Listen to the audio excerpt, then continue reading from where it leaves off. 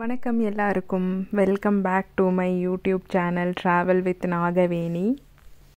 இந்த வார வீடியோவில் கோப்பன்ஹேகன் டென்மார்க் ட்ராவல் விலாகுடைய கடைசி பார்ட்டை தான் பார்க்க போகிறோம்.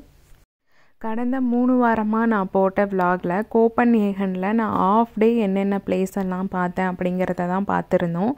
இந்த வார வீடியோவில் அந்த ஆஃப் டேக்கு அப்புறம் நான் என்னென்ன பிளேஸை பார்த்தேன் அப்படிங்கிறத பார்க்க போகிறோம். நான் கோப்பன்ஹேகனில் மார்னிங்லேருந்து மத்தியானம் வரைக்கும் அங்கே இருக்கிற நியூஹானை ஒரு வாக்கிங் டூர் மாதிரி போயிருந்தேன். அதுக்கப்புறமா கேனல் டூர் போயிருந்தேன். அதுக்கப்புறமா அங்கே இருக்கிற மார்பிள் சர்ச்சை விசிட் பண்ணியிருந்தேன். அதுக்கப்புறமா அங்கே அமெலியன்பர்க் பேலஸில் மத்தியானம் 12 மணிக்கு நடக்கிற அந்த காட் சேஞ்ச் அதை பற்றியும் நான் போய் விசிட் பண்ணியிருந்தேன். அதையுமே நான் ஷேர் பண்ணியிருந்தேன். இப்போ அந்த மதியத்துக்கு மேலே எங்கே போனேன் அப்படிங்கிறத பார்க்கலாமா. நான் அந்த மார்பிள் சர்ச்சை விசிட் பண்ணிவிட்டு லஞ்சுக்கு ஏதாவது ரெஸ்டாரண்ட்டுக்கு போவோமா அப்படின்னு பார்த்துட்டு இருந்தேன். ஆனால் எந்த ரெஸ்டாரண்ட்டுக்கு போகிறதுன்னு பெருசாக ஐடியா இல்லை. அங்கே ஒரு ஸ்ட்ரீட் ஷாப் இருந்தது. அந்த ஸ்ட்ரீட் ஷாப்பில் ஹாட் டாக் சர்வ் பண்ணிகிட்டு இருந்தாங்க. சரி, ஹாட் டாகை ட்ரை பண்ணுவோம் அப்படின்னு சொல்லிட்டு அங்கே போயிட்டு வீகன் ஆப்ஷன் இருக்கான்னு கேட்டேன். இருக்குன்னு சொன்னாங்க. அதனால் ஒரு வீகன் ஹாட் டாகை வாங்கிட்டு ஒரு காஃபி அங்கே இருக்கிற ஒரு கிராசரி ஸ்டோர் மாதிரி ஒரு சின்ன ஷாப்பில் போயிட்டு ஒரு காஃபி குடிச்சிட்டு இதுதான் அன்றைக்கி எனக்கு லஞ்சாக அமைஞ்சது. அதுவே ஃபுல்லிங்காக தான் இருந்துச்சு. அந்த காஃபியை குடிச்சிட்டே அப்படியே அடுத்த டெஸ்டினேஷனான ரவுண்ட் டவர், இதுவும் கோப்பன்ஹேகனில் இருக்கிற one of the most attractive places ஆமாம். அந்த ரவுண்ட் டவரை நோக்கி தான் நடந்துட்டு இருந்தேன். அந்த ரவுண்ட் டவர் இருக்கிற இடத்த நோக்கி நடக்கிற அந்த பாத் எல்லாமே யூஸ்வலாக யூரோப்பியன் யூனியனில் இருக்கிற ஒரு ஓல்டு ஸ்கொயர் மாதிரி தான் இருந்தது. ஓல்டு ஸ்கொயர்னாவே பொதுவாக கீழே நார்மல் ரோடு மாதிரி இல்லாமல் டைல்ஸ்லேயே ஒரு கடப்பா கல் மாதிரி, அது என்ன கல்லுன்னு எனக்கு பேர் தெரியல, அந்த மாதிரி கல்லெல்லாம் போட்டு அந்த இடமே ரொம்ப நீட்டாக இருக்கும், அப்படியே குளிர்ச்சியாக இருக்கும் இல்லையா. அந்த மாதிரி ஒரு பிளேஸ் தான் இங்கேயுமே இருந்தது. அந்த தெரு ஃபுல்லாகவே ரொம்ப அழகாக இருந்துச்சு. 2 சைட்லேயுமே நிறைய கடைகள், அந்த பாத்வே நடக்கிறது, அந்த ஓல்டு ஸ்கொயருக்கு போனாலே அது ஒரு யூனிக் ஃபீலிங்கை கொடுக்கும். அதே ஃபீலிங் தான் இங்கேயுமே இருந்தது. ஆனால் இது ரொம்ப பெருசாக இருந்தது. அது எல்லாத்தையும் வேடிக்கை பார்த்துட்டு அப்படியே ரவுண்ட் டவரை நான் ரீச்சும் ஆகிட்டேன். இந்த ரவுண்ட் டவருக்கான என்ட்ரன்ஸ் டிக்கெட்ஸ் 5 euros. இது முன்னாடியே நான் புக் பண்ணல, அங்கே நேரடியாக தான் போய் வாங்கினேன். நான் நேரடியாக அங்கே டிக்கெட் வாங்க போகும்போது மொத்தமாக ஒரு 4-5 பேர் தான் இருந்தாங்க. அந்தளவுக்கு க்யூவில் லைன்லாம் இல்லை. அதனால் ரவுண்ட் டவருக்கு நம்ம முன்னாடியே டிக்கெட் வாங்கிட்டு போக தேவையில்லை, அங்கேயே போய் வாங்கிக்கலாம். ஒரு 5 to 10 minutes தான் ஆகும். இந்த ரவுண்ட் டவர் ஏற எக்ஸ்பீரியன்ஸ் ரொம்ப அழகாக இருந்தது. அந்த ரவுண்ட் டவர் எப்படி இருக்கும்னா நம்ம வளைஞ்சி போகிற மாதிரி இருக்கும். அந்த செவர் எல்லாமே வெள்ளை கலரில் பெயிண்ட்டு, சுண்ணாம்பு, நம்ம ஊரில் சுண்ணாம்பில் வீடெல்லாம் மொழுகி இருப்பாங்க இல்லையா அந்த காலத்தில், அந்த மாதிரி இருந்தது. கீழே இருக்கிற தரை எல்லாமே ஏதோ சாணியால் மொழுகின மாதிரி, இந்த மாதிரி ஃபீல் தான் இருந்துச்சு. ஆனால் ரொம்ப அழகாக இருந்துச்சு. இதுக்கு படிக்கட்டு எதுவுமே இல்லை, நம்ம வளைஞ்சி மேலே ஏறி போகிற மாதிரி ஒரு தாழ்வாரம், ஒரு நார்மலான ஒரு வீட்டில் ஒரு தாழ்வாரம் எப்படி இருக்குமோ அந்த மாதிரி தான் இருந்தது. அங்கங்கே வியூ பாயிண்ட்டுமே இருந்தது. ஒவ்வொரு லேயராக நம்ம ஏற அங்கே இருக்கிற விண்டோவிலேருந்து சிட்டி வியூவை நம்ம பார்த்துட்டே போகலாம்.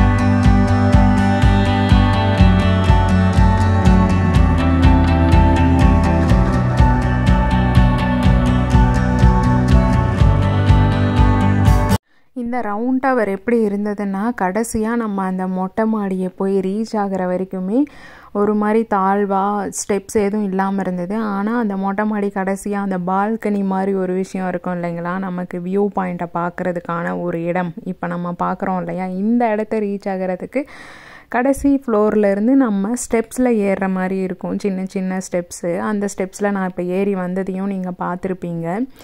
இந்த இடத்துல இருந்து சிட்டி வியூ வேறு லெவலில் இருக்கும். கோப்பன்ஹேகனுடைய எல்லா கம்ப்ளீட் வியூவும் பார்க்குற மாதிரி இருக்கும். நம்ம அந்த ஏறி வந்த இடத்துல அந்த விண்டோவிலேருந்து சின்னதாக ஒரு பகுதியை மட்டும்தான் பார்க்குற மாதிரி இருக்கும். அங்கே இருக்கிற சர்ச்சு, வீடுகள், அங்கே இருக்கிற ஃபேமஸான கோபுரங்கள் அந்த மாதிரின்னு சொல்லிட்டு. ஆனால் இந்த ரவுண்ட் டவருடைய டாப்புக்கு நம்ம போனோம்னா அப்படியே ஒரு ரவுண்ட் அடிக்கலாம். ஹோல் கோப்பன்ஹேகனுடைய வியூவை பார்க்க முடியும். வேறு லெவலில் இருக்கும் அந்த வியூ. நீங்கள் கோப்பன்ஹேகன் போனீங்கன்னா நீங்கள் போக வேண்டிய முக்கியமான விஷயங்களில் ஒன்று இந்த ரவுண்ட் டவரும். இதை மிஸ் பண்ணவே பண்ணாதீங்க, செம்ம வர்த்தாக இருக்கும். நான் இந்த ரவுண்ட் டவரை ஏறினதுக்கப்புறமா சரியான காற்றுங்க. நீங்கள் என்னோடய வீடியோவில் இப்போ பார்க்கும்போதே தெரியும், அப்படி காற்று வீசி என்னுடைய முடியெல்லாம் பறந்து ஒரு மாதிரி நம்ம அந்த இடத்துல ரொம்ப நேரம் நின்னோன்னா நம்மளையே தூக்கி அடிச்சிரும் போல், அந்தளவுக்கு காற்று வீசும். கீழேயே நமக்கு சரியான குளிராக இருக்கும். இதில் வேற நம்ம அந்த டவருடைய டாப்பில் இருக்கோம், சொல்லவா வேணும். அதனால தான் அந்த டெரஸை சுற்றியும் ஆள் உயரத்துக்கு அந்த ஃபென்ஸ் மாதிரி போட்டு வச்சுருக்காங்க, யாரும் தப்பி தவறி போய் விழுந்துடக்கூடாது அப்படிங்கிறதுக்காக. ஆனால் வேறு லெவல் எக்ஸ்பீரியன்ஸ். இந்த ரவுண்ட் டவர் 17th சென்ச்சுரியிலேருந்து கோப்பன்ஹேகனில் இருக்குது. இது கிறிஸ்டியன் ஃபோர் அப்படிங்கிறவருடைய one of the many architectural ப்ராஜெக்ட்ஸில் ஒன்று. இந்த டவர் ட்ரைனிடாட்டிஸ் அப்படிங்கிற ஒரு காம்ப்ளெக்ஸில் ஒரு பார்ட்டாக தான் இருக்குது. அந்த காம்ப்ளெக்ஸில் ஒரு சர்ச்சும் இருக்குது, அதுக்கப்புறமா ஒரு லைப்ரரியும் இருக்காமா.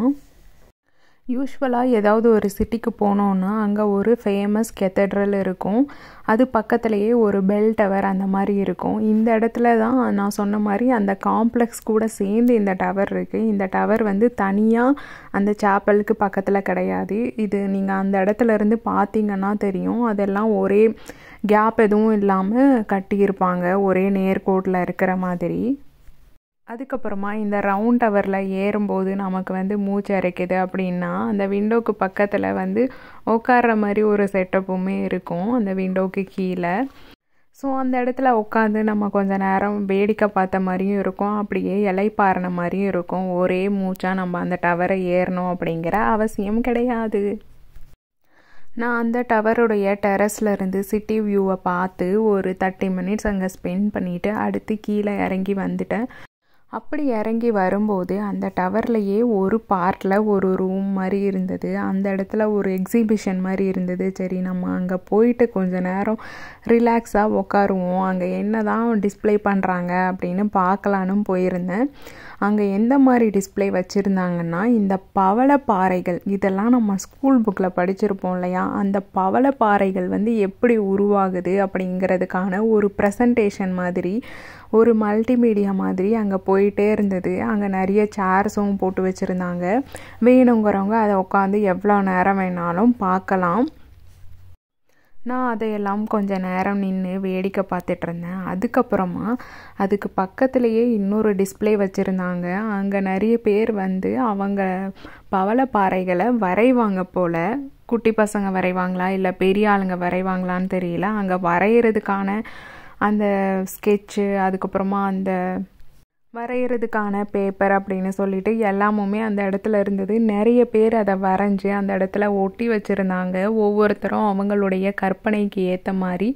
அதெல்லாம் பார்க்குறதுக்கு ரொம்ப அருமையாக இருந்தது. அந்த ரவுண்ட் டவரில் ஒரு 1 hour ஸ்பெண்ட் பண்ணியிருப்பேன். வெளியில் அடிக்கிற குளிருக்கு அந்த ரவுண்ட் டவருக்குள்ளே இருந்த அந்த நிமிடங்கள் நல்லா வெதுவெதுப்பாக நல்லா இருந்துச்சு. அதுக்கப்புறமா அங்கே ஒரு சாப்பல் இருந்தது, அது கோப்பன்ஹேகன் சர்ச் அப்படின்னு நினைக்கிறேன். அந்த சர்ச்சுக்குள்ளே போயிட்டு கொஞ்சம் நேரம் உட்காந்து ப்ரே பண்ணிட்டு வந்துட்டேன்.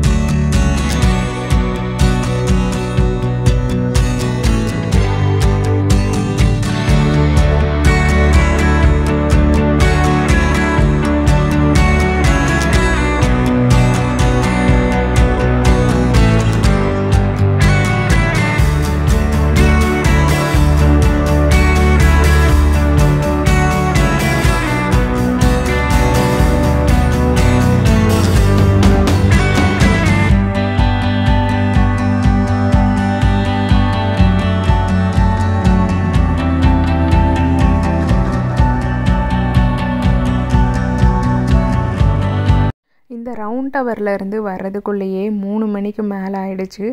அடுத்து வந்து கோப்பன்ஹேகனில் ஒரு காசல், அந்த காசல் நேம் வந்து ரோசன்பர்க் காசல். அந்த காசலுக்கு போகலாம் அப்படின்னு போயிட்டுருந்தேன். அது வந்து அந்த ரவுண்ட் டவர்லேருந்து ஒரு 1 hour அந்த மாதிரி ஆயிடுச்சு. அதுக்குமே நான் நடந்து தான் போனேன். நல்லா சிட்டியெல்லாம் அங்கே இங்கேன்னு புகுந்து அந்த காசில் போய் ரீச் ஆகிறதுக்குள்ளேயே ஈவினிங் 5 மணி ஆகிடுச்சு. அதுக்கு மேலே எங்கே போயிட்டு காசில் பார்க்குறது, அது ஓப்பனில் இருந்துச்சா இல்லையான்னு கூட தெரியல. ஆனால் அந்த பார்க்கை மட்டும் போய் பார்த்துட்டு அந்த காசில் வெளி சைடில் இருந்து மட்டும் பார்த்துட்டு திரும்பி ரிட்டன் கிளம்பலாம் அப்படின்னு சொல்லிட்டு கிளம்பிட்டேன். ரிட்டன் போகும்போது எங்கடா நடக்கிறதுக்கு 30 minutes காட்டுச்சு. பஸ்லையும் 30 minutes காட்டுச்சு. சரி 30 minutes காட்டுது, பஸ்லையே போவோம்னு சொல்லிட்டு அந்த பஸ் ஸ்டாப்புக்கு போகிறதுக்குள்ளே அந்த பஸ்ஸு போயிடுச்சு. அதுக்கடுத்து வர்ற பஸ்ஸு வந்து இன்னும் 1/2 மணி நேரம் கழித்து வரும் அப்படிங்கிற மாதிரி கூகுள் காட்டினதுனால 1/2 மணி நேரம் இதுக்கு வெயிட் பண்ணுமான்னு சொல்லிட்டு மறுபடியும் நடப்போம் அப்படின்னு சொல்லிட்டு நடக்க ஆரம்பிச்சிட்டேன். அப்படி என்னுடைய ஸ்டேவை நோக்கி நடக்கிற அந்த வழியில் இந்த மாதிரி க்யூட்டான ஒரு பேக் ஷாப் பார்த்தேன். அவ்வளோ அழகாக இருந்தது. ஒவ்வொன்றுத்துலேயும் ஒவ்வொரு மாதிரி கோட்டு, எல்லாத்தையும் படிக்கிறதுக்கு சூப்பராக இருந்துச்சு. எல்லாத்தையும் அப்படியே அள்ளிக்கலாமா அப்படிங்கிற மாதிரி இருந்துச்சு. அது மட்டும் இல்லாமல் க்யூட் எமோஜிஸ் எல்லாம் போட்டு செம்மையாக இருந்துச்சு. இந்த ஷாப்பை நான் மறக்கவே மாட்டேன். ஆனால் இங்கிருந்து என்னால் எதையும் வாங்க முடியல. ஏன்னா இதுக்கு முன்னாடி நான் ஒரு பேக் வாங்கிட்டேன் மெமரேபிளாக இருக்கணும் அப்படிங்கிறதுக்காக. அதனால் இன்னொரு பேக்கெல்லாம் காசு கொடுத்து வேஸ்ட் பண்ண வேணாம் அப்படின்னு சொல்லிட்டு சும்மா வீடியோ மட்டும் எடுத்துகிட்டு வந்தேன். ஆனால் வேறு லெவலில் இருந்ததுங்க. நம்ம மனசில் இருக்கிறதெல்லாம் அங்கே கொட்டி வச்சிருந்த மாதிரி இருந்தது.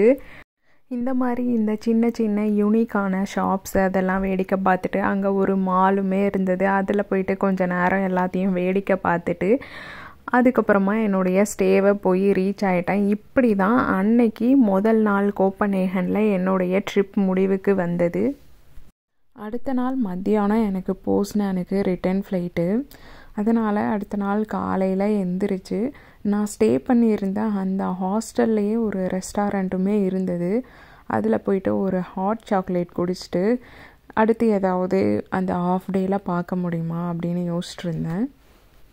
கோப்பன்ஹேகனில் ஒரு ஃபேமஸான மார்க்கெட் இருக்குது அப்படின்றத எனக்கு தெரிய வந்தது. நான் கூகுளில் சர்ச் பண்ணப்போ சரி நமக்கு டைம் இருக்கே அப்படின்னு சொல்லிட்டு அன்னைக்கு காலையில் அந்த மார்க்கெட்டை விசிட் பண்ணுவோம் ஏர்போர்ட்டுக்கு போகிறதுக்கு முன்னாடின்னு சொல்லிட்டு அந்த ஸ்டேலேருந்து செக் அவுட் பண்ணிவிட்டு நடப்போம் அப்படின்னு சொல்லிட்டு நடக்க ஆரம்பிச்சிட்டேன்.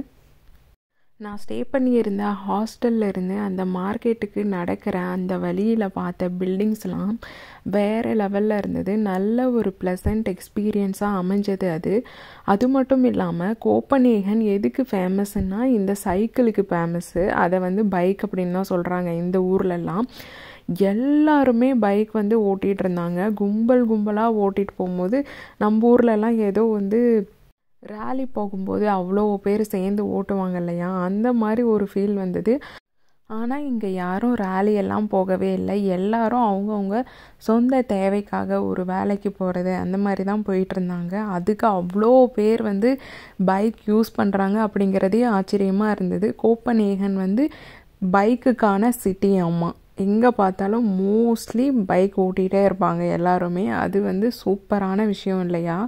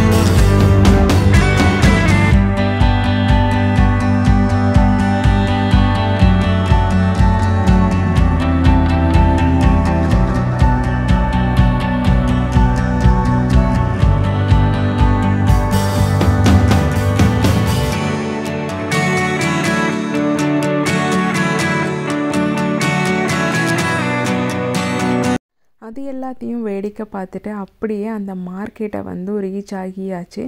இந்த இடத்துல பூக்களுக்கு அப்படின்னு சொல்லிட்டு தனியாக ஒரு மார்க்கெட் இருந்தது. அதுக்கு பக்கத்துலேயே காய்கறிக்கு அப்படின்னு சொல்லிட்டு நிறைய மார்க்கெட் இருந்தது.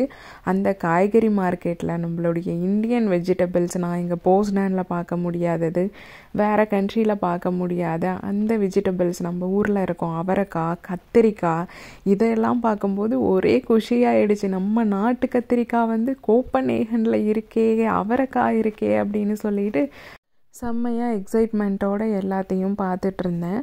அது மட்டும் இல்லாமல் அந்த மார்க்கெட்டில் சின்ன சின்ன ஃபுட் ஸ்டால் அந்த மாதிரியெல்லாம் இருக்கும். அந்த காய்கறி மார்க்கெட்டுக்கு பக்கத்துலேயே அங்கே நிறைய லோக்கல் ஃபுட்லாம் நம்ம ட்ரை பண்ணலாம். நிறைய பேக்கரி ஐட்டம்ஸு அந்த மாதிரி நிறைய விஷயம் நான் ட்ரையும் பண்ணேன்.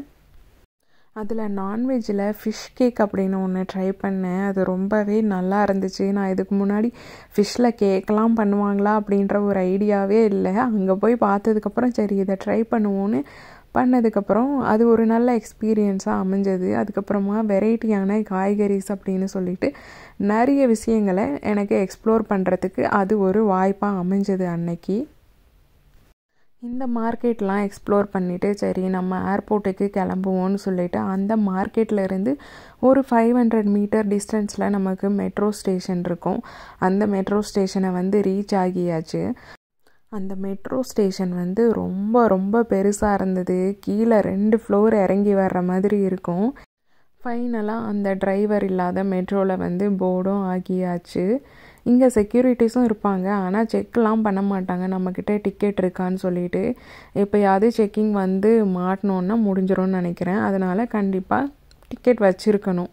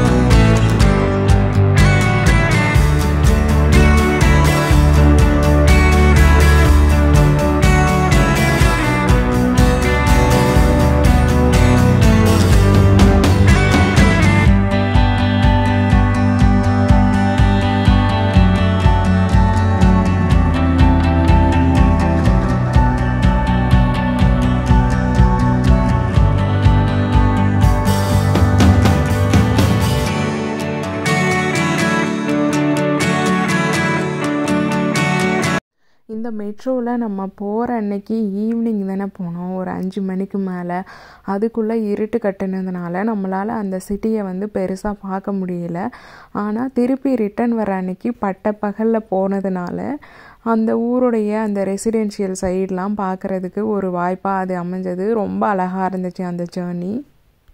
அந்த மெட்ரோ நம்மளை அப்படியே அழகாக அந்த கோப்பன்ஹேகன் ஏர்போர்ட்டோடைய கனெக்ட் பண்ணிவிடும். நம்ம அங்கேருந்து இறங்கி தனியாக ஏர்போர்ட்டுக்குள்ளே போகணும் அப்படிங்கிற அந்த அவசியமே கிடையாது. நம்ம மெட்ரோவிலேருந்து காலடி எடுத்து வச்சோம்னாலே அது ஏர்போர்ட். அங்கேருந்து அப்படியே நடந்து நம்மளுடைய செக்யூரிட்டி செக்குக்கு போகிறதுக்கு டைரெக்டாக கனெக்டிங் பாயிண்ட் மாதிரி இருக்கும். இப்படி தான் கோப்பன்ஹேகனில் என்னுடைய ட்ரிப் முடிவுக்கு வந்தது. செம்ம பியூட்டிஃபுல்லான எக்ஸ்பீரியன்ஸ். நான் நார்வேயில் எப்படி ஹாப்பியாக ஃபீல் பண்ணணும் அதே ஹாப்பினஸ் என்னால் டென்மார்க்லேயும் ஃபீல் பண்ண முடிஞ்சது. பொதுவாகவே அந்த கோல்டு கண்ட்ரீஸ் எல்லாம் நம்மளை ஹாப்பியாக வச்சுக்கும் போல் அந்த வெதர். உங்களுக்கு என்னுடைய கண்டென்ட் பிடிச்சிருந்தா மறக்காமல் என்னோடய சேனலை சப்ஸ்கிரைப் பண்ணுங்கள், உங்களுடைய ஃப்ரெண்ட்ஸ் கூடயும் ஷேர் பண்ணுங்கள்.